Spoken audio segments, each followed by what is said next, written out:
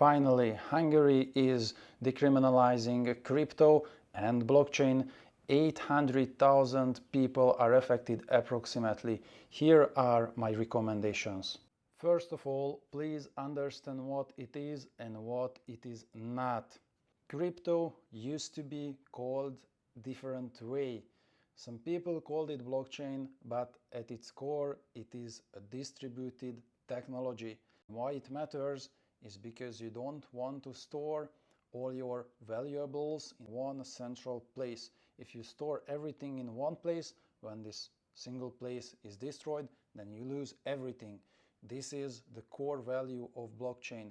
Imagine if there is a war and strategical points are destroyed, then the infrastructure is down if it was centralized.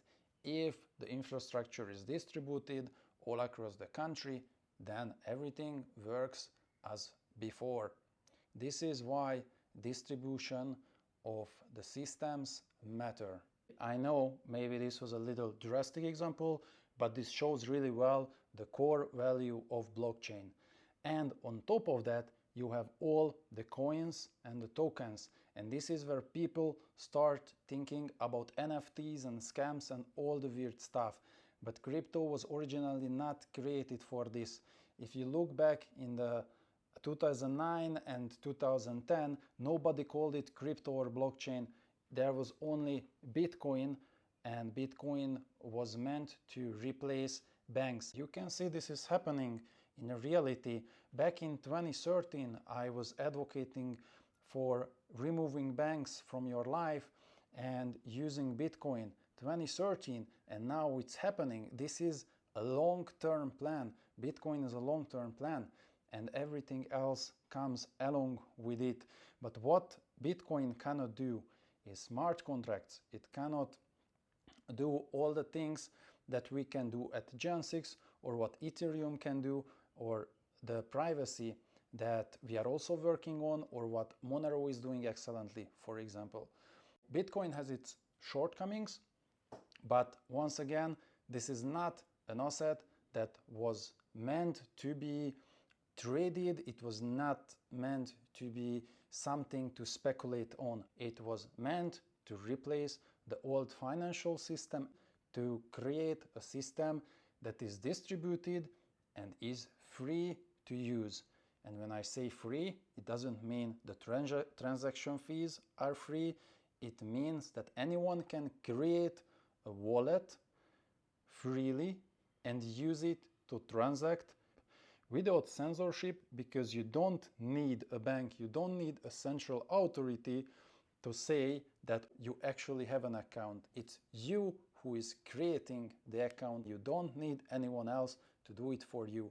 That's the big thing about this. And this is why we focus on identity as well at Gen 6, because today, in nearly all cases, someone else creates your identity. Basically, you are not really allowed to tell who you are, but at Gen 6, it's you who declares your own identity, and that's the big difference. So why do people get scammed? The answer to this is because the systems are not censorable. So people cannot censor the transactions and cannot make refunds. So once the transaction is done, it's done, except in USDT and USDC and some centralized systems. So be careful, because USDT and USDC can actually censor you. They built on the immutable ledger, but they placed in some funny features that are totally breaking why a crypto and blockchain was originally created. So be very careful with those ones. If you are using just the basics, I always recommend starting with the basics. And if you do, you will see once this transaction is done, then if you did the wrong move, if you sent it to the wrong person, if you participated in some scam, I'm sorry for this. Nobody can return your money, or maybe you can try to catch the guy behind that. There were cases when this happened. Somehow people tracked down who was behind the wallet, catch the guy and somehow get the wallet back. This is a very rare example, but sometimes this happens as well. In most cases, this is not possible, and it's not like the bank. So the advantages of the blockchain comes with the disadvantage that there is no refund. The transactions are final. You can imagine it as buying something in a shop. They say all sales are final, no return. Basically, that's it. So it's not the end of the world, but you need to be smart what you spend your money on, because once you sent it, then it's sent, and there is no running back after the transaction. And the other scams are often NFTs and trading courses and these kind of things that try to tell you that you will get some easy money if you learn this and that. But in reality, you can only get rich and you can only get something good out of any system if you know the game really well. This is not financial advice, it's just common sense. If you know the game, you know what to do. If you don't know the game, then you will be played around 100% guaranteed. And this is what happens on the market. If you want to know what will be happening, you need to be on a very high level. And who is on a high level? Honestly, it's people like Trump, BlackRock, Sailor, and super rich, super high level traders, investors, and people, companies moving huge assets.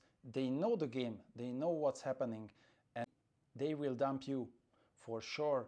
Their interest to play against you, and you think you will go there with a couple of hundred or thousand or even some hundred thousands of dollars and you will win against the billion-dollar companies. Well, good luck. You might be lucky a few times, sure.